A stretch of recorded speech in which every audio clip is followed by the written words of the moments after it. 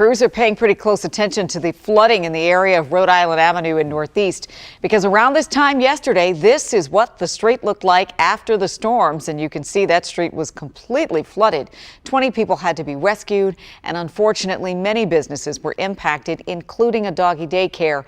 This evening, sadly, we can confirm that 10 dogs died, 10 of them, because of the flooding at District Dogs. Our Leslie Moreno spoke with a family who lost their dog in this tragedy, but we want to begin tonight with Rafael Sanchez-Cruz, who has more on the persistent flooding in this area. And Rafa, we know this has been an issue for years now, yeah?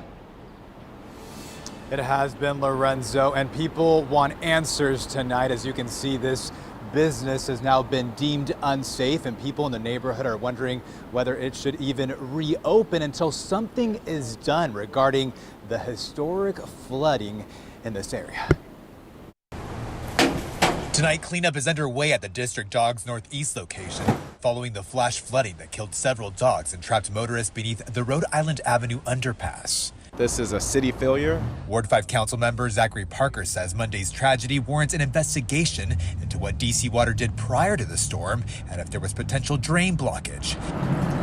He's also expecting an update on the Northeast Boundary Tunnel project that is intended to help mitigate areas with chronic flooding. The tunnel was going to be online this fall. We are devastated by the repeated flooding in this area that jeopardized people's lives, damaged this business, and cost many people their pets' lives. DC Water says the construction of the tunnel is ahead of schedule. The earliest the project could be done was by March of this year, but that COVID, construction labor, and even the storms have impacted their work. In a statement, they added, "Our contractor is commissioning the tunnel now and is expected to open by the end of September, adding 90 million gallons of storage for stormwater." Until then, ANC Commissioner Joe Bishop Henchman says steps need to be taken to protect his Northeast neighbors. Should we rethink flood barriers? Should we rethink closing the road in flash flood situations when the alert goes out? Should we think about what kind of businesses should be there?